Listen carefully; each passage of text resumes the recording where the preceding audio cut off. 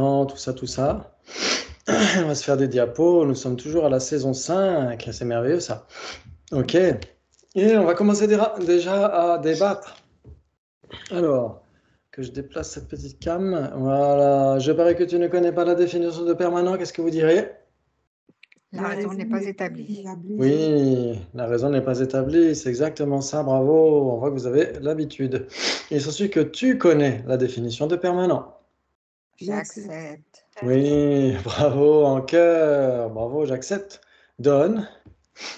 Ce qui ne change pas d'instant en instant. Alors, ce qui ne change pas d'instant en instant, il suffit je sais. qu'une corne de lapin. Phénomène qui ne change pas.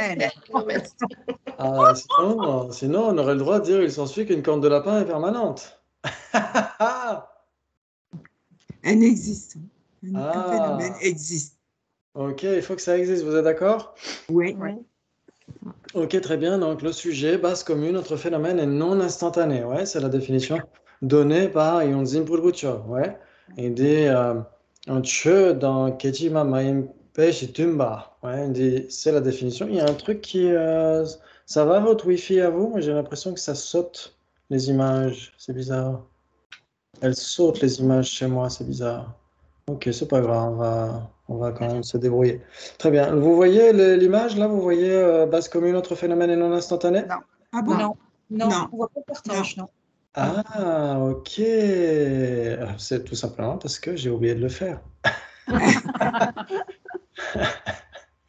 D'accord. Ok. Mais là, c'est vous qui êtes dessus. Oui. Ok, donc il faudrait plutôt qu'on voit. Ok, qu'est-ce qui se passe? Ah oui, ça y est. Ça y est. Voilà. Et là, vous devriez voir, non?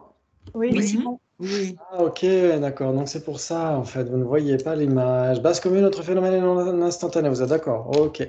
Très bien. Il s'ensuit que le sujet base commune, notre phénomène est non instantané et la définition de permanent.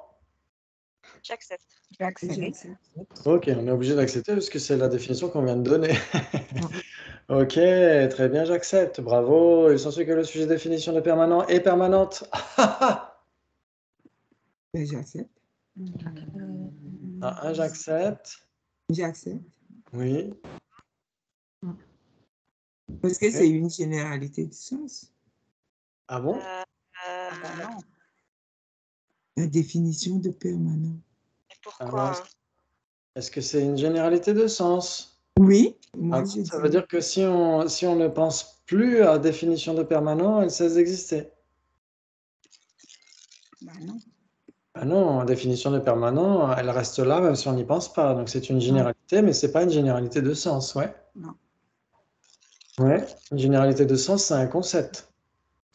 Ouais, ok, mais définition de permanent n'est pas un concept, ouais, c'est une généralité.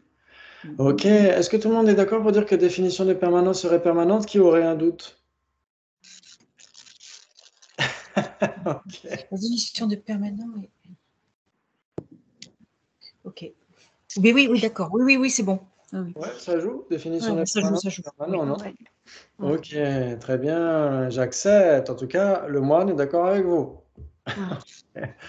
Et là, l'objecteur va vous demander de vous justifier le sujet définition de permanent et permanente parce que? Qu'est-ce que vous pourriez dire?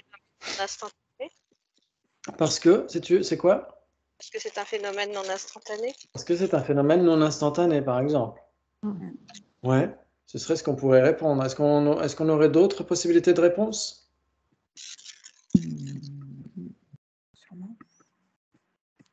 On pourrait dire parce que c'est un concept, donc c'est nécessairement permanent? Alors, ce n'est pas un concept. Ouais, définition de permanent n'est pas un concept. Ouais. Un concept, c'est une généralité de sens qu'on a à l'esprit, dans la conscience conceptuelle, mais définition de permanent, c'est l'objet apparent d'une conscience conceptuelle, mais ça ne veut pas dire que ce soit un simple concept. Non. Ouais, par exemple, l'espace incomposé. Est-ce que l'espace incomposé est permanent ou impermanent? Permanent.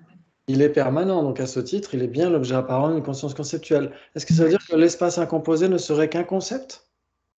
Non. Non. Non. En effet, il existe bien à l'extérieur de nous. Ouais. Donc c'est une généralité, mais ce n'est pas un concept. C'est une généralité permanente, mais ce n'est pas un concept. Ouais, on les étudiera bien sûr, hein, si vous êtes toujours là l'année prochaine. On étudiera les différences terminologiques entre les différentes généralités et on verra qu'il y a des généralités permanentes et il y a des généralités de sens, mais alors toutes les généralités ne sont pas permanentes bien sûr, mais il y a des généralités qui sont permanentes et elles ne sont pas nécessairement des généralités de sens. Elles ne sont pas nécessairement que des concepts. Donc ça, c'est ce qu'il faut. On essaiera de creuser ce sujet-là. Ouais.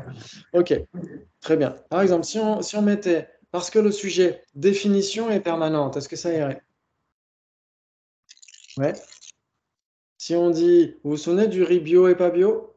Oui. Oui. Ok.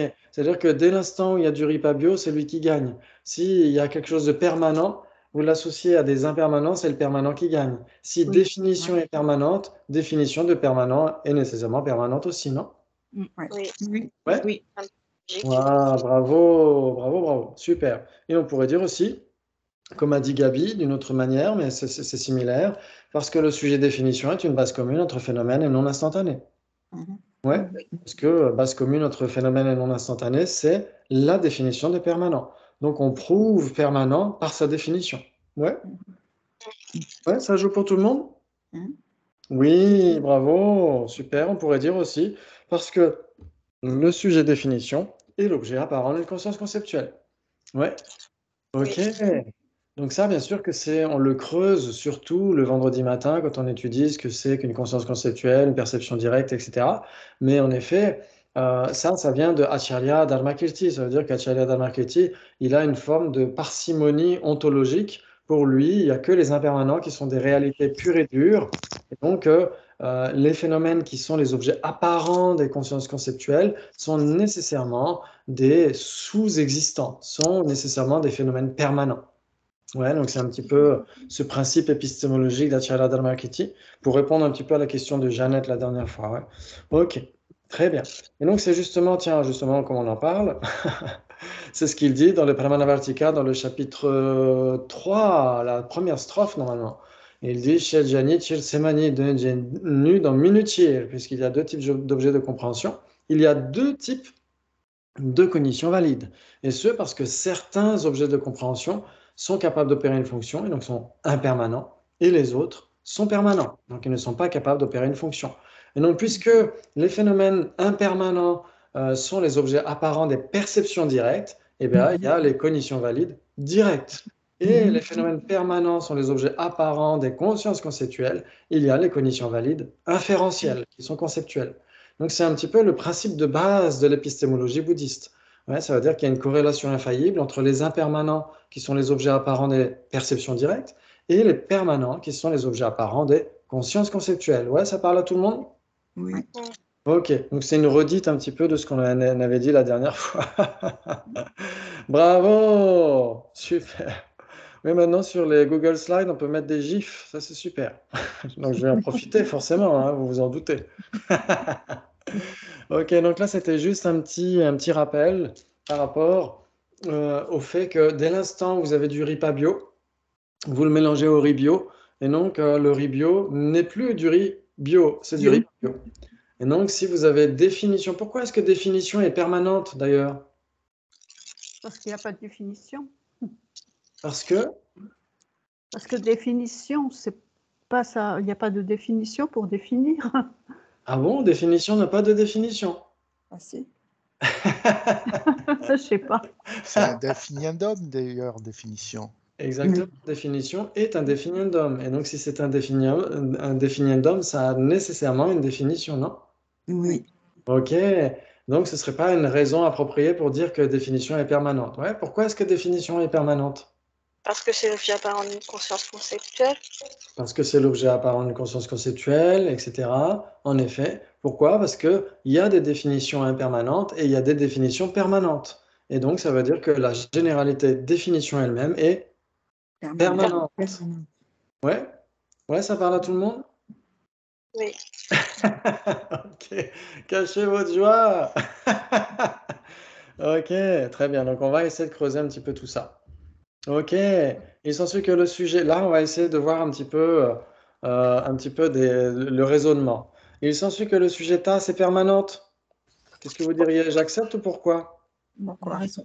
Parce Pourquoi? que là, en effet, comme c'est une assertion, simplement, on ne donne pas de raison, c'est juste une conséquence. Il s'ensuit que le sujet tasse est permanente, on ne dit pas pourquoi ni rien. Les deux réponses possibles, c'est j'accepte si on est d'accord, ou pourquoi si on n'est pas d'accord. Ouais. Et donc là, vous diriez Pourquoi? pourquoi, en effet, on ne peut pas être d'accord, tasse est bien impermanente. Ouais. Ok, donc on devrait dire pourquoi. What? C'est pas mal ça. Ouais. C'est mignon celui-là. Pas mal la tête du chien. Et donc là, il dit pourquoi? Il dit comme vous. Bravo. Il s'ensuit que le sujet tasse, là, l'objecteur va se justifier. Il s'ensuit que le sujet tasse est permanente car sujet est permanent. La raison n'est pas établie. La raison n'est pas établie. Non, pas d'implication. Ah, exactement. On va essayer de creuser tout ça. En effet, sujet, c'est permanent. Pourquoi? Parce il y a des sujets impermanents et il y a des sujets permanents. Vous êtes d'accord? Ouais. Par exemple, tasse, c'est impermanent, espace incomposé, c'est permanent, etc. Et donc, ça veut dire que sujet, en général, c'est permanent. Mais c'est pas de sujet qu'on parle, c'est de la tasse. La Bah tasse. oui. Ouais. Donc, que le sujet, en effet, sujet est bien permanent, mais ça ne prouve pas que tasse serait permanente. Ouais. Ok. Désolé, j'ai peut-être un petit peu abusé des gifs ce soir. Ok, je viens juste de les découvrir. Très bien. Alors, on va essayer de voir ce qu'est un syllogisme. Un syllogisme, c'est une assertion logique. Ouais, c'est une assertion logique qui est composée de trois parties. Il y a d'abord un sujet, comme on l'a vu. Il y a un prédicat, c'est ce qu'on cherche à prouver, et par rapport au sujet, une caractéristique du sujet, etc. Et on va essayer de le prouver grâce à quoi? Grâce à une raison. Ouais. Ok. Et donc, si vous avez un sujet, un prédicat et une raison, vous avez un syllogisme. Ouais, et donc forcément, soit l'objecteur va en donner, il peut donner des syllogismes corrects et des syllogismes un peu frauduleux. Et donc, c'est à nous de déterminer lesquels sont valides ou pas. Donc, il faut savoir ce qu'est un syllogisme valide. Ouais, ok. Là, ici, vous avez le sujet et le prédicat, ça donne la thèse. Hein. Par exemple, le son est impermanent. Ouais, c'est la thèse. De manière classique, on va l'appeler le probandum, ce qui est à prouver, la thèse à prouver. Voilà, mais c'est juste des petits détails. Ok. De toute façon, la raison, c'est elle qui va être le principal, c'est elle qui va valider ou non cette assertion logique. Ouais. Ok. Donc sujet, prédicat et raison. Vous avez par exemple, ça c'est on peut dire le syllogisme préféré des bouddhistes. Le son est impermanent car il Avec est des produits. Ouais, donc ça c'est vraiment le truc préféré pour essayer de voir comment ça fonctionne. Très bien. Donc les éléments importants sont soulignés ici. Donc le son c'est le sujet, le prédicat c'est impermanent, pardon, impermanent, et la raison c'est produit. Ouais, produit prouve que le son est impermanent. Donc prouve la thèse. La thèse c'est quoi? C'est le son est impermanent. Ouais, ça joue? Oui. Ok, bravo, bravo. Très bien. Et donc, on doit vérifier d'abord si produit est bien une caractéristique du son. Ouais, pour qu'on ait un syllogisme valide, il faut que la raison soit établie. Ouais, il faut que la raison soit établie au regard du sujet. Ouais, il faut que produit ici soit une caractéristique du son. Ok, mais pas seulement ça. Il faut aussi que produit prouve un permanent. Ça veut dire que produit doit impliquer un permanent. Il doit y avoir l'implication. Ouais. Donc dans ce cas-là, la raison correspond, sa relation est avec le prédicat et plus avec le sujet. Ouais, donc non seulement on doit prouver d'abord, notre premier boulot, c'est de prouver que la raison est établie. Et une fois qu'on l'a prouvé, à ce moment-là, il faut chercher à savoir s'il y a l'implication, si produit implique le fait d'être impermanent. Ouais, ok. Et donc, si c'est le cas, encore un gif, désolé, si c'est le cas, on a un syllogisme valide. Oh là là, c'est merveilleux ça. Ok, très bien. Si maintenant le défenseur n'était pas d'accord, s'il disait la raison n'est pas hein, parce que là, on ne peut plus dire pourquoi. Hein, on peut dire pourquoi uniquement quand c'est une assertion en deux parties, quand on dit le son est impermanent. Ouais, là, on pourrait dire pourquoi à la rigueur si on n'est pas d'accord. Mais là, comme il y a un syllogisme, il y a une raison en 3 parties. Et il faut soit dire j'accepte si on est d'accord, soit la raison n'est pas établie ici, par exemple. Ça veut dire quoi? C'est-à-dire qu'on ne serait pas d'accord sur le fait que le son serait produit. Ouais, produit, c'est toujours la raison, de toute façon. Mais là, ça voudrait dire que le défenseur ne serait pas d'accord avec le fait que le son serait produit. Et donc, bien sûr, c'est à l'objecteur de lui prouver. Ouais, ok. Maintenant, il peut y avoir une autre réponse possible du défenseur, ce serait pas d'implication. Ouais, ça, vous l'avez entendu pas mal de fois pendant nos débats précédents. Et donc, l'implication ici, ça voudrait dire, ça sous-entend, si on ne dit pas d'implication, ça sous-entend que la raison est établie. Ça sous-entend que le défenseur est d'accord avec le son qui est produit. Ouais, ouais, ça joue. Parce que si le défenseur n'est pas d'accord avec ça, bah, il dira la raison n'est pas établie. Ouais, mais s'il ne dit pas d'implication, il sous-entend qu'il est d'accord sur le fait que la raison soit établie. Ouais, donc il est d'accord pour dire que le son est bien produit. Mais ce qui cloche pour le défenseur dans ce cas-là, c'est le fait que produit n'impliquerait pas le fait d'être impermanent. Ouais, ça joue? Ok, bravo, très bien, très bien. Donc bien sûr, nous, on sait qu'il y a une implication, mais là, le défenseur, lui, ne serait pas d'accord, donc il faudrait lui prouver. Très bien, par exemple. Je suis en retard car je viens de me raser les cheveux. Et donc là, ce serait pas acceptable. Donc là, vous avez en effet un syllogisme. Je, c'est le sujet. Ouais. Suis en retard, c'est le prédicat. Et la raison, c'est car je viens de me raser les cheveux. Donc on a bien un syllogisme. Mais c'est un syllogisme non valide. Ouais, parce qu'on voit bien que le petit mignon, là, il a toujours ses cheveux. Ok. Très bien, bravo, bravo. Ok, on va essayer de jouer avec tout ça. Il s'ensuit que le sujet tasse est permanente, car sujet est permanent, donc c'est le même syllogisme qu'on a eu tout à l'heure. Maintenant, qu'est-ce que vous diriez? Pas d'implication. Pas d'implication. Pas d'implication, exactement. Ça veut dire qu'en effet, la raison est établie. Sujet est bien permanent. Mais ce n'est pas le sujet. Ce n'est pas notre sujet. Notre sujet, c'est tasse. Ouais. Et donc, ça veut dire que là, l'objecteur peut raconter tout ce qu'il veut. Il peut dire tasse est permanente.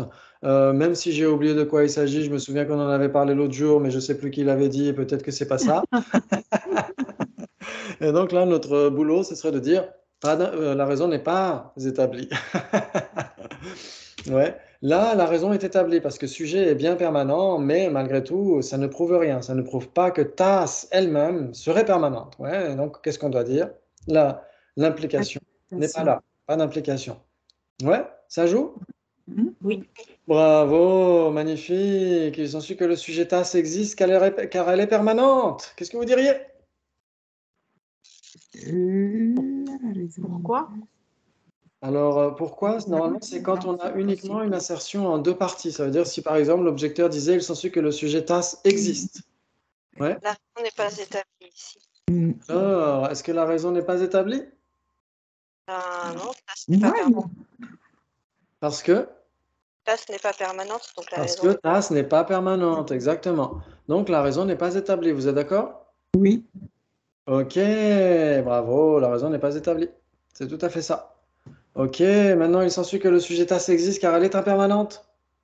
J'accepte. J'accepte. Accepte. Ah, on accepte. Donc, si on accepte, ça veut dire qu'on a certifié que la raison était établie. Ça veut dire que tasse est bien impermanente. Vous êtes d'accord? Oui. Oui. Et non seulement la raison est établie, mais en plus, elle implique le prédicat. Si c'est impermanent, ça existe nécessairement.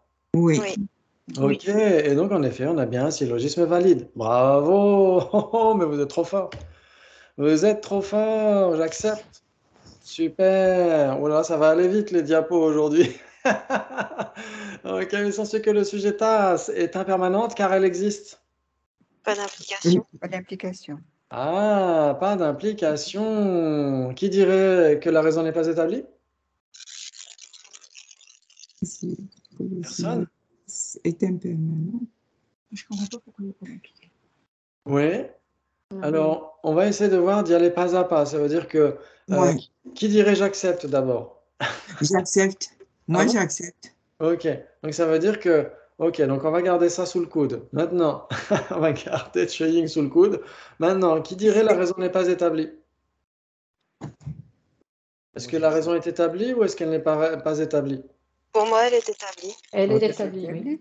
La raison est établie, en effet, TAS existe, vous êtes d'accord? Ben Oui. oui. Mais le fait d'exister, est-ce que ça prouve le fait d'être impermanent? Non. Pas du Non. Ben pas forcément. Pas forcément, donc ça veut dire pas d'implication. Ouais. Et l'existence n'implique pas l'impermanence. Pourquoi? Parce qu'il y a des existants qui sont permanents. Oui. Donc si ça existe, c'est pas nécessairement impermanent, vous êtes d'accord? Oui. Mm. Et donc, qui a accepté tout à l'heure?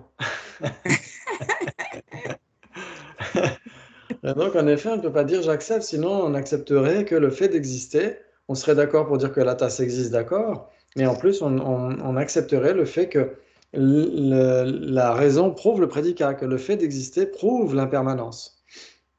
Et ça, on ne peut pas être d'accord avec ça, parce qu'il y a des permanents qui existent aussi, non? Oui. Ouais, vous êtes d'accord? Oui. Et donc, la réponse, ce serait? Pas La D'implication. Pas d'implication, bravo, excellent, génial, super. Et il s'ensuit que le sujet Bob est un. J'accepte. J'accepte.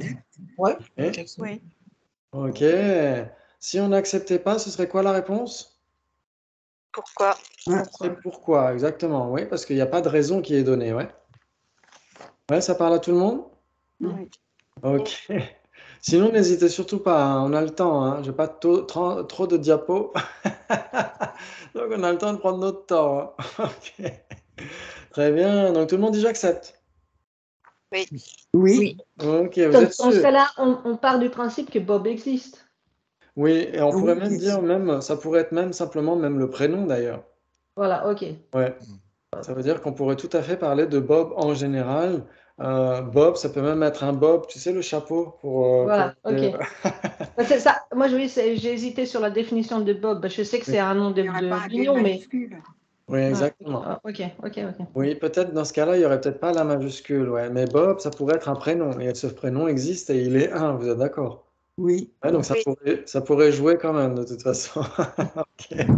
Mais c'est vrai que je me suis posé la question aussi, est-ce que je vais choisir Bob ou pas? Très bien, j'accepte. Ok, il s'ensuit que le sujet Bob est un car il n'est pas différent. J'accepte. J'accepte. J'accepte. Alors, on a plusieurs j'accepte. Très bien, donc ça veut dire que vous êtes d'accord sur le fait que Bob n'est pas différent. Et le fait de ne pas être différent prouve le fait d'être un. Il s'ensuit qu'une corne de lapin est une car elle n'est pas différente. Ah, et voilà, Elle et n'est pas voilà. inexistant. Ok, pas d'implication. Ah, pas d'implication. Donc on est d'accord, si on dit pas d'implication, ça veut dire qu'on sous-entend que la raison est établie. Vous êtes d'accord? Oui. Oui. Donc en effet, la raison est établie. Bob n'est pas différent. Ouais? Oui. Ok. Oui. Il est un.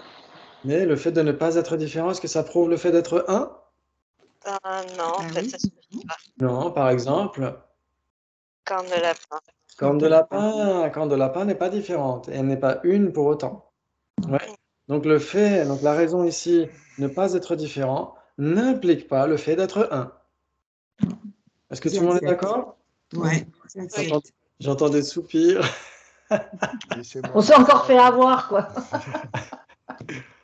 Est-ce que c'est un peu compliqué? Est-ce qu'il faut revenir un peu en arrière? Non. Si on disait, par exemple, je vais demander ça à Michel, parce que c'est lui qui a Ah non, soupiré. j'allais te dire que moi, je vais revoir la vidéo 4 fois et puis ça ira mieux. Si, Oh, il si n'y a par pas de exemple, goût. Hein.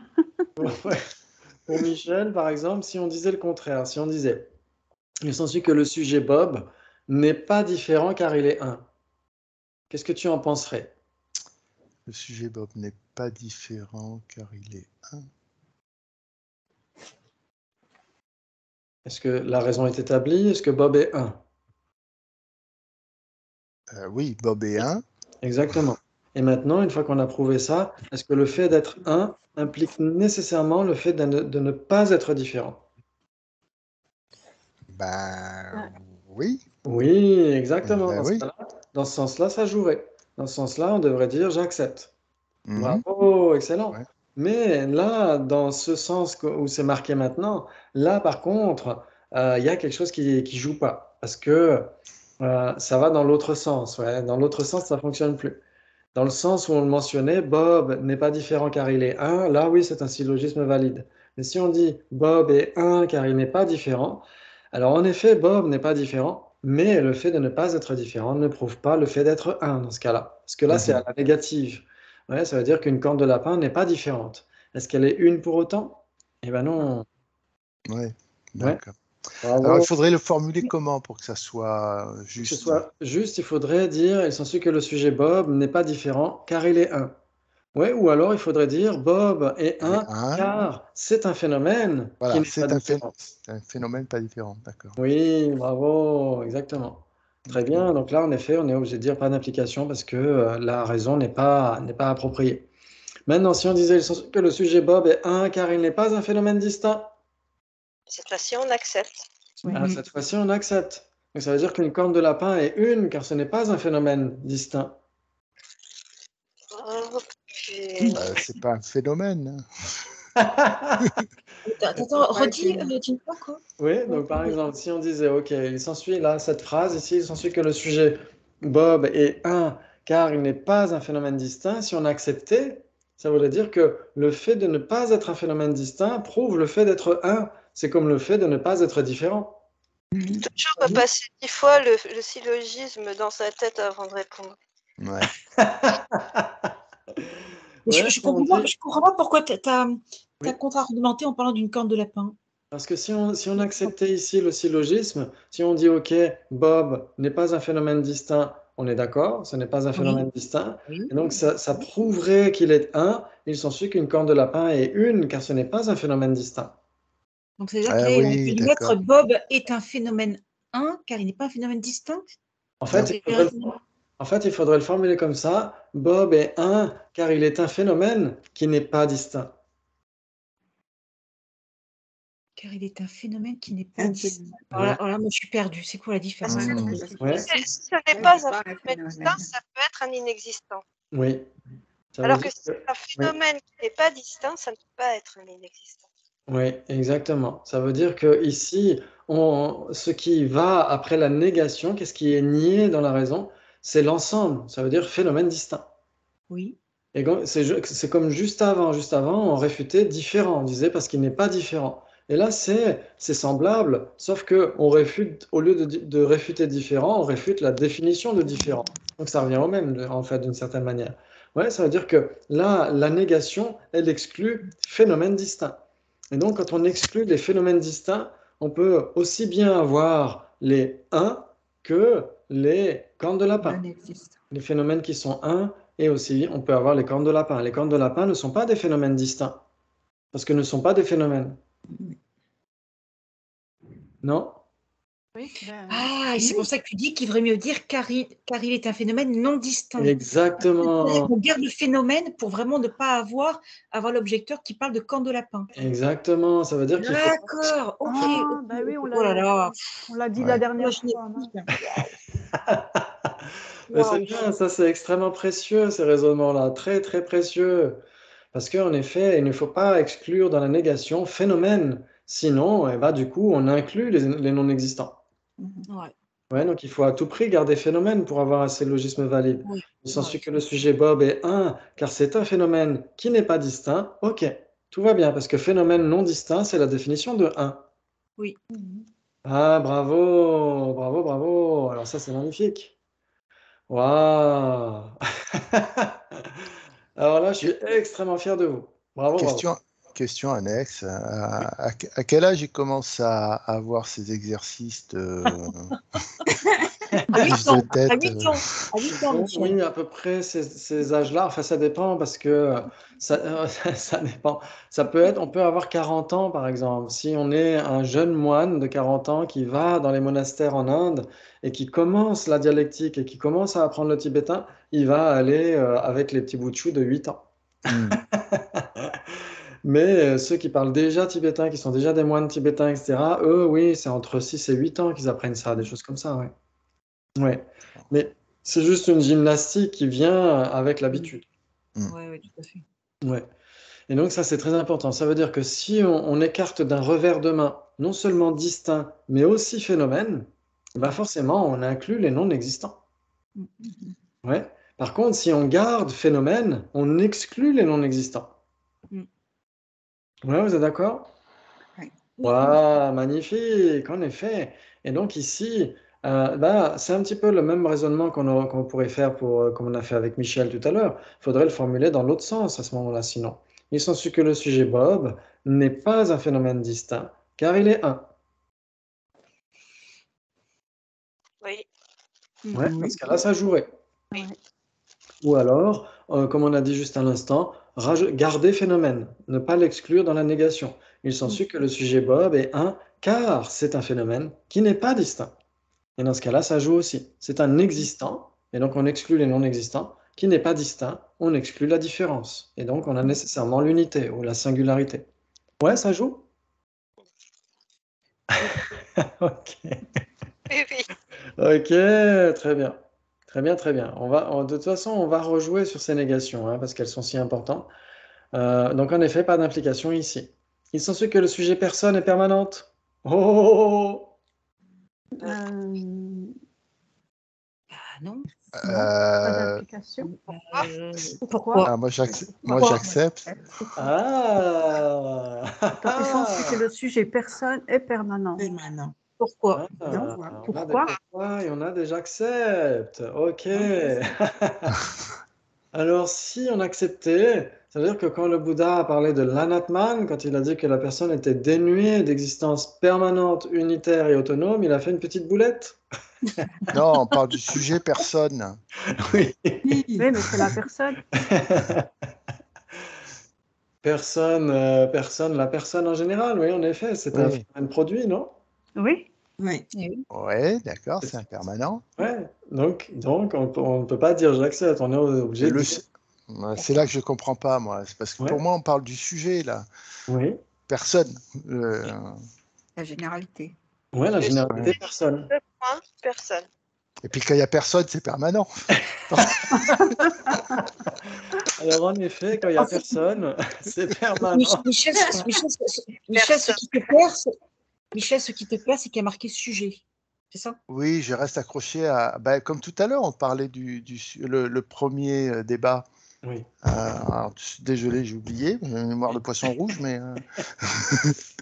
Alors en effet, ce qu'il faut essayer de voir, c'est que ici, en tibétain, on dira Chö Chen, oui, en sanskrit, on dira Dharmin.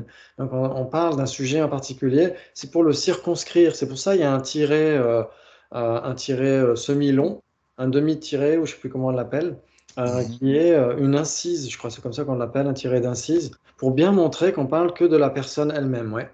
Et donc, en effet, à la lecture, c'est plus facile parce qu'il y a les deux points. Et donc, le sujet du débat ici, c'est uniquement ce qui va entre les deux points et le tiret. Mais, D'accord. en effet, personne, en général, on a tendance à se dire, OK, puisque c'est général, c'est nécessairement permanent. Et bien, en fait, on verra par la suite que les généralités, alors, généralité elle-même, c'est permanent, mais si c'est une généralité, c'est pas nécessairement permanent. Ouais. Et donc là, personne, c'est une généralité nécessairement impermanente, ouais, parce que c'est produit en dépendance de causes et de conditions, etc., etc. Ouais. Ok. Mais à l'oral, quand on l'entend juste, personne n'est permanent, c'est-à-dire aucune personne n'est permanente, ça me semble logique, mais, Oui. mais à l'écrit, on voit, mais à l'oral, enfin, à l'oral, je ne Oui. ferai pas la différence, quoi. En effet, à l'oral, ça pourrait être ça pourrait être un petit peu bizarre, en effet, parce qu'on se dirait, il s'ensuit que le sujet, personne n'est permanent. Ouais, c'est ça. Oui. Et les Tibétains adorent jouer sur les mots comme ça, donc ils pourraient le faire, en effet. Très bien. Donc, personne, c'est impermanent, vous êtes d'accord. Et donc là, qu'est-ce qu'on est censé dire comme réponse? Pourquoi? Pourquoi? Bravo, exactement. Pourquoi diable? Ok, c'est ce que le sujet personne est permanente car elle est produite. La La raison. établie. La raison. parce que la raison n'est pas établie. L'implication. Ah, Oui, pas L'implication. d'implication. L'implication. Ah oui, il n'y a pas Il y a d'implication. qu'à- ouais. ok, parce que est-ce que la raison est établie? Oui. Oui, Oui. une personne est bien produite. Est-ce que le fait d'être produit prouve le fait d'être permanent? Ah Au non. contraire. Oh, ça prouve même le contraire. C'est Hmm. pourquoi ici on peut dire la raison est opposée. Ouais, Ah oui, oui, c'est vrai. Ouais. ouais. C'est l'une des réponses possibles du défenseur. Je ne vous l'ai pas donnée jusqu'à maintenant parce qu'elle était un petit peu secondaire. Ça veut dire que si la raison est opposée, il n'y a pas d'implication de toute façon. Ouais. Ah, Mais là, l'implication est opposée. C'est-à-dire que si c'est produit, non seulement ça ne prouve pas la permanence, mais en plus ça prouve l'opposé de permanent. Ça prouve impermanent. Ouais. Mm. Oui. Ça joue pour tout le monde? Mais Ouais. maintenant, oui. On devrait dire soit pas d'implication, ce qui est juste, en effet, produit n'implique pas permanent, mais en plus, produit implique l'opposé de permanent, donc l'implication est opposée. Gel cap en tibétain, ouais. Waouh, bravo! La raison est opposée. J'aurais dû mettre l'implication est opposée. C'est plutôt, c'est plus juste comme ça, ouais. Ok, bravo! Il lance des bananes. D'accord. Ouais. Ah, c'est Kevin, le roi de la banane. Ok. Très bien. Et là, on est chez les Bunpo. Les Bunpo qui sont très forts en débat aussi. Ouais. Souvent, on dit que les Bunpo ne pratiquent que le Dzogchen et ne conceptualisent pas. C'est totalement faux. Les Bunpo sont très forts en dialectique aussi. Ok. Je parie que tu ne connais pas la définition de chose.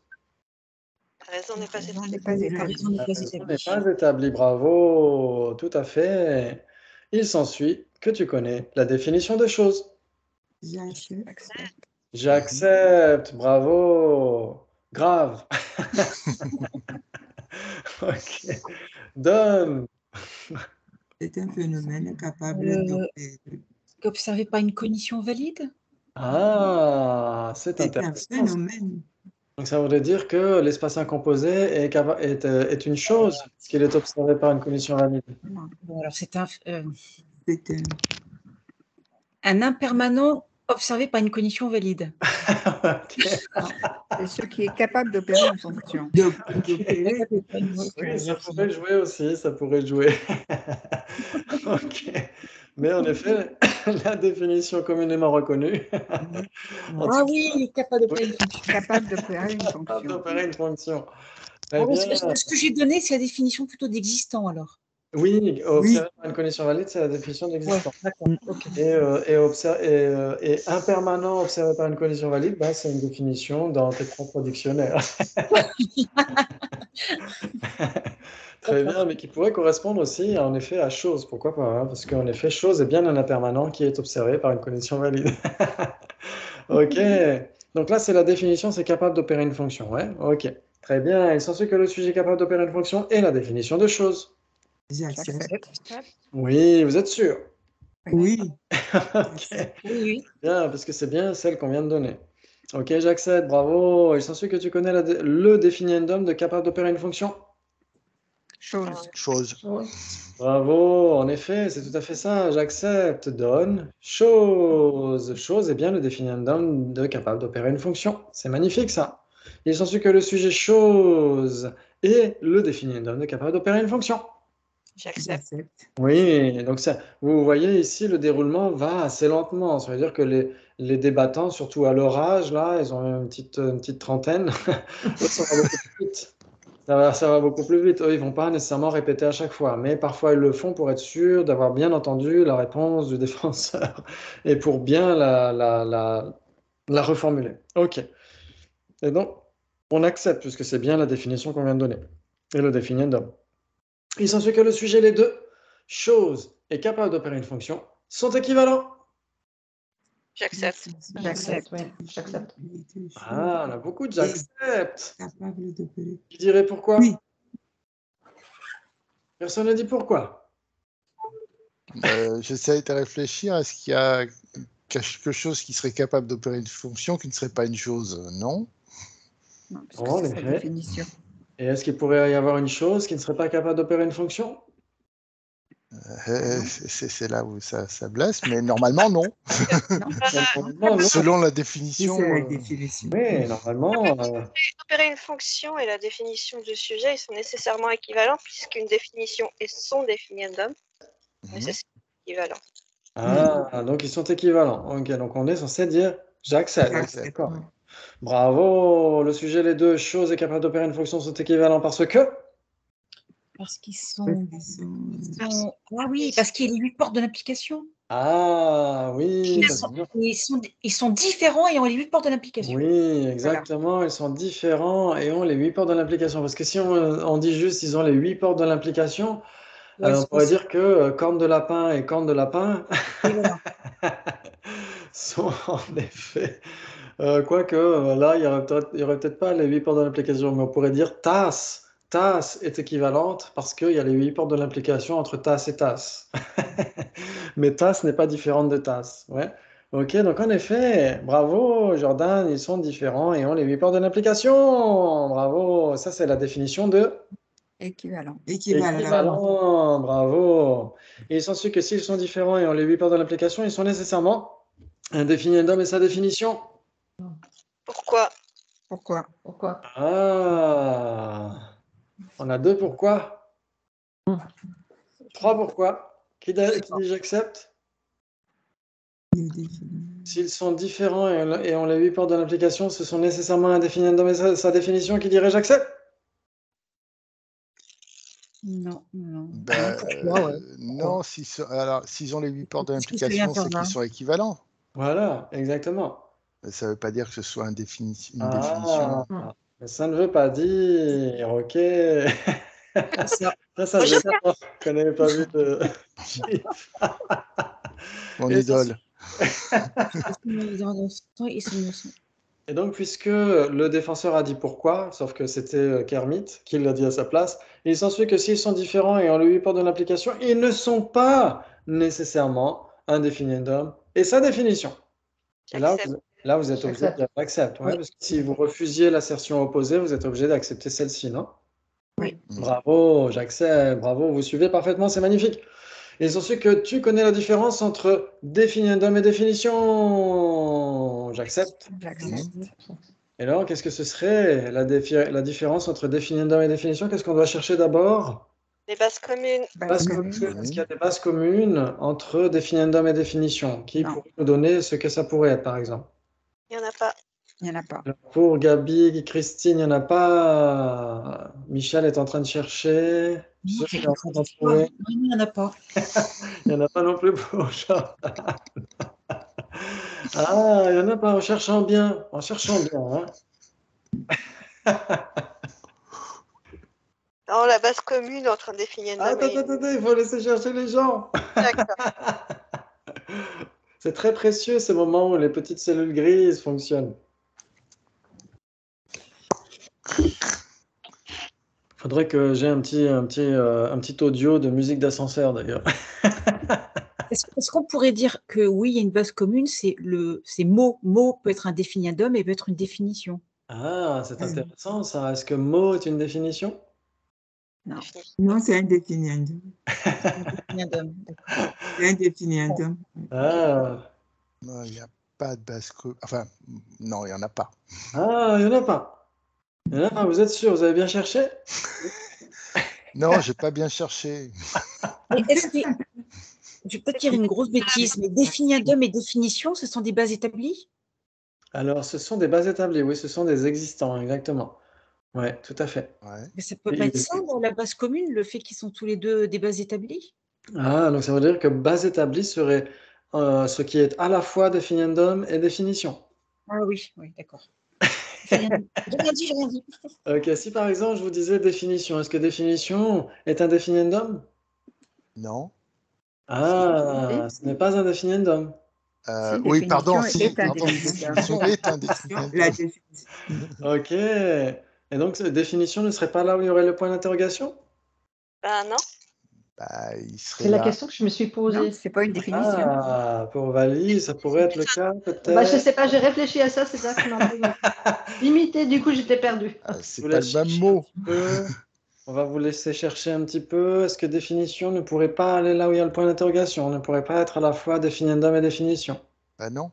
Pourquoi? Oh, pourquoi? Non, non, pourquoi? Parce qu'ils sont différents. Ah, ils sont différents. Donc, ça veut dire que s'ils sont différents, ça peut pas être une base, il peut pas avoir de base commune. Par exemple, entre produit et impermanent, ils sont différents. Ils n'ont pas de base commune? C'est Chose, par exemple. Alors, est-ce que... Oui? Mais par exemple, le définiendum existant, la définition, c'est ce qui est observé par une cognition valide. Oui, tout à fait. Et qu'est-ce qu'il y a de commun? Alors, qu'est-ce qu'il y a de commun? Ça veut dire que si c'est l'un, c'est l'autre, et si c'est l'autre, c'est l'un. Si c'est un existant, c'est nécessairement Oui. observé par une Donc, il y cognition. a une part d'implication, d'accord. Ouais, on pourrait dire même ce qui est commun, ce qui est une base commune entre existant et observé par une cognition valide, on pourrait dire phénomène. Phénomène est une base commune entre les deux. Ou chose, table est une base commune entre existant et observé par une cognition valide. C'est ce qui est à la fois les deux, non? Ouais. Ouais, bravo, très bien. Oh, oui.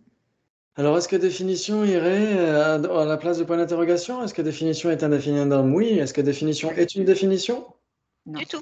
Oui. Non, et donc Ah, c'est pas un ce qui est les deux. En effet, donc il n'y a rien entre les deux, et donc c'est Contradictoire. contradictoire. Bravo, magnifique. C'est super ça, ces petites cellules grises qui fonctionnent, c'est magnifique.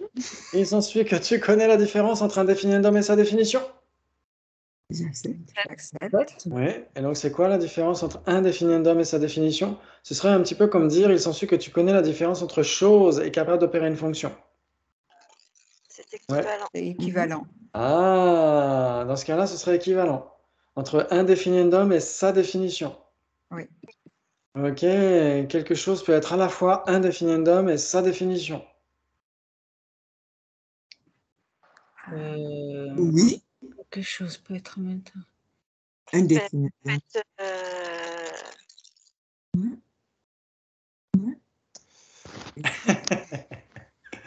Oh, ça m'énerve, on l'a déjà fait et puis je me rappelle plus. C'est ça Ouais. qui m'énerve surtout. Oh! Oui, Ce qui me gêne, c'est que Car- s'il n'y a pas de base commune, comment ils peuvent être équivalents? Alors exactement, il faut trouver des bases communes, sinon ils ne pourraient pas être équivalents. Je répète ce que dit Michel. Donc en effet, donc là, c'est un peu plus compliqué quand on dit un définiendum et sa définition. On pourrait même débattre là-dessus. Ça pourrait prêter le flanc à des contre-arguments en disant un définiendum et sa définition n'ont pas de base commune, en effet. Mais si c'est un définiendum, c'est nécessairement ce qui est sa définition. Ça veut dire si c'est chose, c'est nécessairement capable d'opérer une fonction. Ouais. Donc c'est plus facile de le voir comme ça. Chose est capable d'opérer une fonction. C'est quoi la différence entre les deux? Équivalent. Équivalent. Équivalent, bravo. En effet, si c'est chose, c'est capable d'opérer une fonction. Si c'est capable d'opérer une fonction, c'est chose, etc. Ouais. Bravo. Il s'ensuit que tu connais la différence entre être équivalent et être un définiendum et sa définition. C'est plus pareil. Entre être équivalent et être Entre chose et capable de faire, mais ils sont équivalents. Mais on vient de... Pas Alors, possibilité ici, là. regardez bien le sujet du débat. Le sujet du débat, c'est d'un côté, sur le ring, être équivalent, et d'un autre côté, sur l'autre partie du ring, c'est être un définiendum et sa définition. Ouais. C'est ça l'objet du débat. Ouais. Oui, Et donc, c'est quoi la différence entre le fait d'être équivalent, donc des équivalents, et des phénomènes qui sont des définiendums et leur définition? Je dirais 3 possibilités. On a 3 pour Gabi, qui dit contradictoire, qui dit équivalent, qui dit 4, voire 5 possibilités.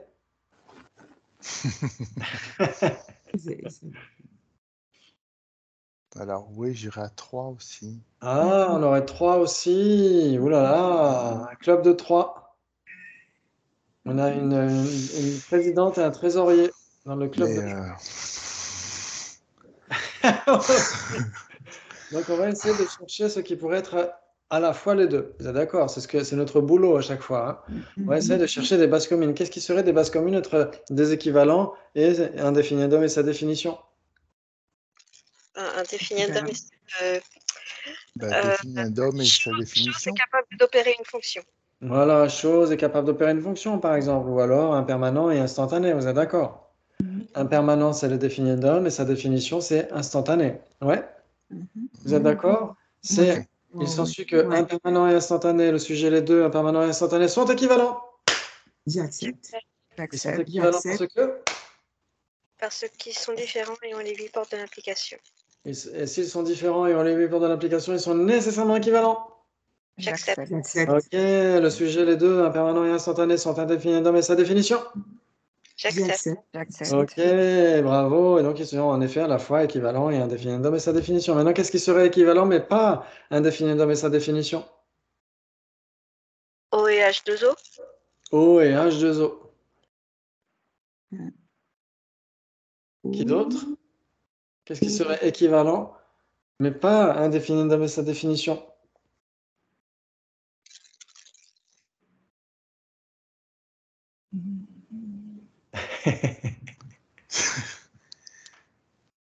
Il y en a qui cherchent sur Wikipédia.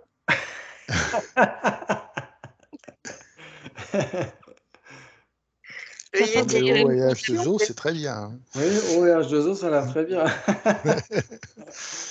On bloque là-dessus. Hein. Ouais, il n'y aurait pas d'autres exemples, d'autres illustrations de phénomènes qui sont équivalents et qui ne sont pas indéfinendum et sa définition? Cause et conditions. Cause et conditions, par exemple, oui. En effet, bravo, bravo. Moi, j'ai mis chose et produit. Ouais, si c'est une chose, c'est nécessairement produit. Si c'est produit, c'est nécessairement une chose, ouais. Ok, mais choses et produits n'ont pas la relation de définendum et définition. Ouais, ce sont tous les deux des définendums, ouais. Définiteur. Ok, bravo. Maintenant, qu'est-ce qui serait un définendum et sa définition, mais pas équivalent? Rien. La définition. Ah, il n'y aurait rien. Vous êtes sûr? Oui. En cherchant bien. En cherchant bien. Non. Sur Google. Non, sur Google, il n'y a rien. Qu'est-ce qui pourrait être un définendum et sa définition, mais qui ne serait pas équivalent? Mais non, indéfinendum. Rien, puisque ils sont équivalents. Oui. Parce que s'ils n'étaient pas équivalents, ils n'auraient pas cette relation de définendum et définition. Ça veut dire que la définition pourrait définir autre chose que ce définendum-là. Ouais, ou alors ce définendum serait défini par une autre définition que celle-ci, par exemple. Et donc, en effet, non, ça ne joue pas. Si c'est un définendum et sa définition, c'est nécessairement équivalent. Vous êtes d'accord? Oui. Ouais, et maintenant, qu'est-ce qui ne serait ni l'un ni l'autre? Chez les existants, hein, parce que sinon, les cornes de lapin, c'est trop facile. Permanent. Hein? Tasse et non tasse. Tasse et non tasse, par exemple. Ou alors quoi? Permanent. Permanent, par exemple. Permanent, il est un, donc il n'est pas différent. Donc il n'est pas un définendum et sa définition. Il n'est pas équivalent, etc. Tasse et Ouais. non tasse aussi, ça joue bien, ça. Moi, j'ai pris chose et table. Chose et table ne sont pas équivalents, vous êtes d'accord? Chose et table ne sont pas équivalents parce que... Parce que ce sont des phénomènes divers. Ah, donc si ce sont des phénomènes divers, c'est nécessairement pas équivalent. Donc ça veut dire que chose est capable d'opérer une fonction ne sont pas équivalents. Parce que ce sont des phénomènes divers. Choses et tables ne sont pas équivalents parce que Ils ont parce qu'ils n'ont pas les. Ils n'existent pas. Différents, mais non pas lui. Ils sont différents, mais non pas les 8 parts de l'application.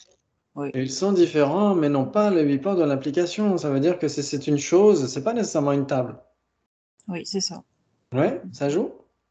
Oui. Oui, si c'est une table, c'est nécessairement une chose, on est d'accord, mais ça ne va pas dans l'autre sens. Si c'est une chose, c'est pas nécessairement une table. Ouais, il y a des tasses, des murs, des personnes, etc. Ouais, il y a 3 possibilités entre chose et table. Donc s'il y a 3 possibilités, c'est nécessairement pas équivalent, ouais. Bravo, et chose et table ne sont pas un définendum et sa définition a fortiori. Ouais, parce que l'une est plus inclusive que l'autre. Ce sont 2 définendums, ouais. Vous êtes d'accord? Oui. Wow, bravo, c'est magnifique. Ouh là là, et on a déjà terminé? On a déjà terminé, il est quelle heure? Ah ouais, bah il est l'heure. Bon, bah je pensais avoir un débat supplémentaire, mais il semble que j'en ai plus. Ok, est-ce que vous avez compris ces raisonnements-là pour le syllogisme? Normalement, oui, je pense que oui.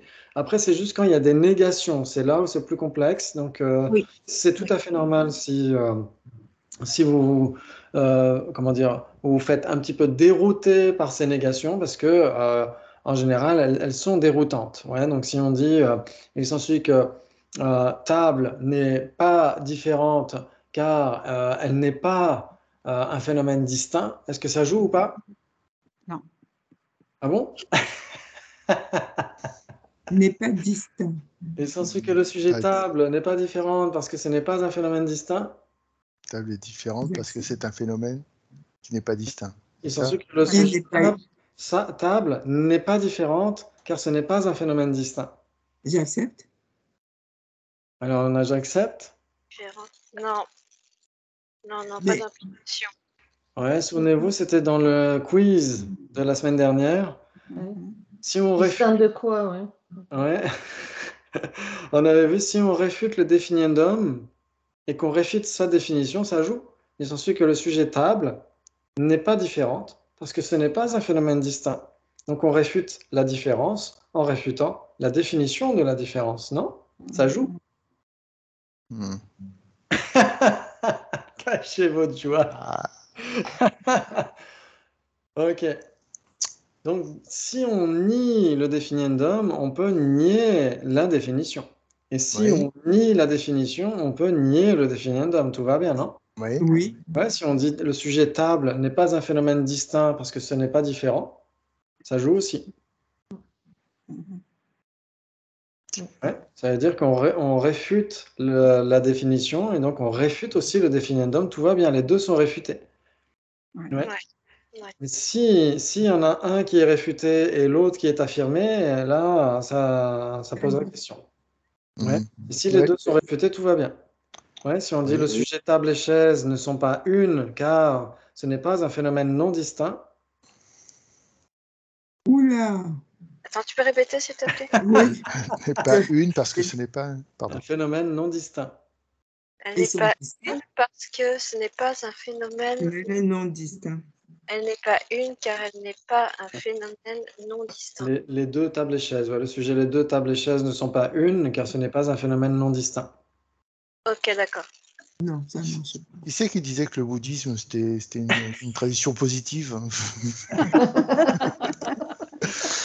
Non, pourquoi faire simple, hein? Pourquoi faire compliqué quand on peut faire simple? Par exemple, si on prend les points de vue du Madhyamaka, par exemple, le Madhyamaka, on dira il s'ensuit que la personne n'existe pas de manière inhérente parce qu'elle n'est ni intrinsèquement une, ni intrinsèquement différente de ces agrégats. Et donc, dans ce cas-là, ça joue. Oui. Ouais, parce qu'on réfute l'existence inhérente en réfutant l'unité inhérente et la différence inhérente. Ouais. C'est-à-dire que si quelque chose devait exister de manière inhérente, ce serait soit un de manière inhérente, soit différent de manière inhérente. Si ce n'est ni l'un ni l'autre, il ne peut pas y avoir d'existence inhérente. Donc c'est là où on voit que les raisonnements dialectiques ici du Sautrantika vont nous aider ensuite à comprendre le Madhyamaka en particulier. Ouais. Parce qu'il y a beaucoup de négations aussi dans le Madhyamaka et on pourra étudier ces choses-là progressivement. Mais c'est vrai que la prochaine fois, on essaiera de revenir un petit peu sur les négations, mais de manière assez tranquille. Si on apprend le Madhyamaka avant le Sautrantika, ça serait peut-être plus facile. Je ne suis pas sûr. Je ne suis pas sûr. Parce qu'ils sont compliqués, les Sautrantika.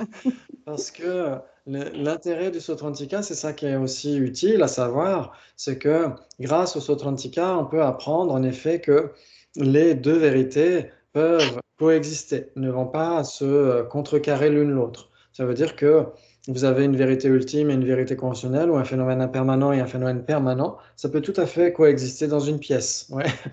Et donc chez les Prasangika ou chez les Madhyamika en général, les deux vérités aussi vont coexister dans un même objet. Ouais. Et donc si on l'apprend chez les Sautrantika, ça va nous aider énormément aussi pour le Madhyamaka. Et aussi le fait que chez les Sautrantika, les consciences conceptuelles sont nécessairement erronées. Ouais, mais ne sont pas nécessairement non valides. Il y a des consciences conceptuelles erronées qui peuvent certifier leurs objets. Ouais, et chez le Prasangika, en particulier, on verra que n'importe quelle conscience d'un être ordinaire est erronée, mais peut être valide, etc., etc. On apprendra aussi chez les Sautrantika que les phénomènes permanents sont des sous-existants. Sont des existants parce qu'ils sont observés par une cognition valide, mais ils ont besoin d'un concept ou d'un terme pour pouvoir être certifiés. Ils sont simplement imputés par un terme ou une conscience conceptuelle. Ouais.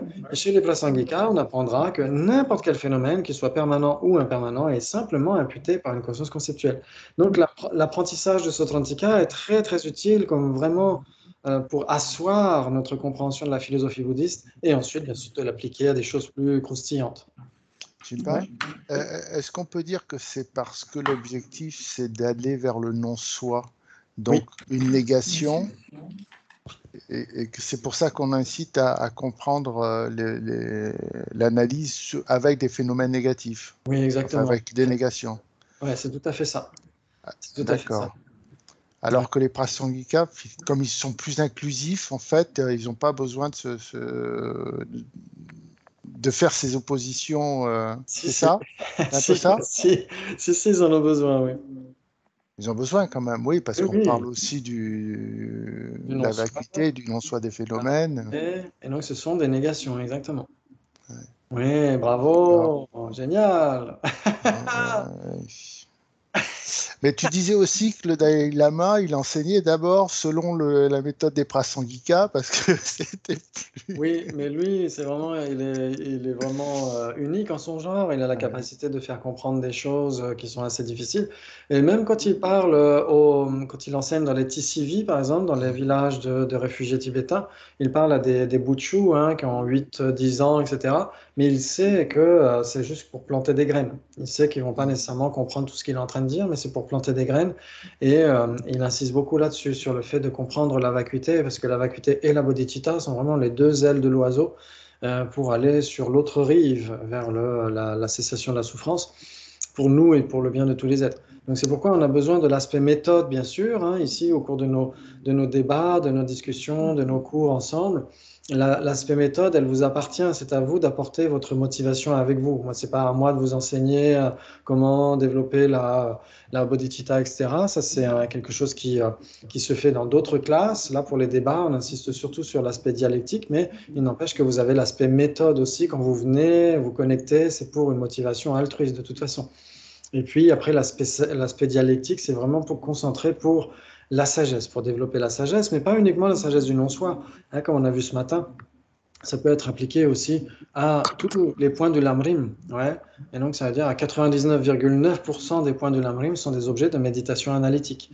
Ouais. Et donc, on doit analyser, utiliser notre faculté de raisonnement. Bien sûr que les négations sont importantes aussi pour la vacuité, mais il y a aussi des phénomènes affirmatifs, etc., qui sont débattus aussi, comme table, chaise, existence humaine, karma, bodhicitta, etc., etc. Il y a beaucoup de choses qui sont débattues aussi. Ouais.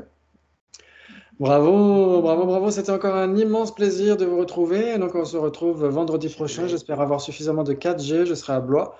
Et donc, vendredi prochain, matin et soir. Et sinon, pour les personnes qui veulent se connecter dimanche soir, là, il y aura dimanche soir avec peut-être de plus sur la méditation, sur ce qu'est la méditation en fonction des enseignements de sa sainteté Dalai Lama aussi.